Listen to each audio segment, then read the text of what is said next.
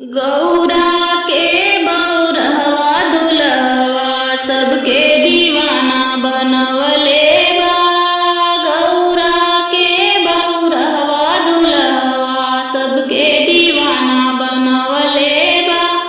अपने तखाल मांग के गोला गौरा के बर्फी मंगवले बा।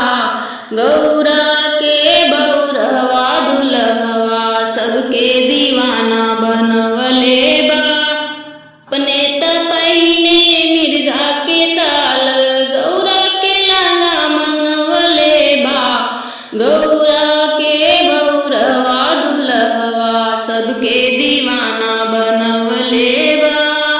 अपने तरहे टूटही मड़ैया गौरा के माल बनवले बा।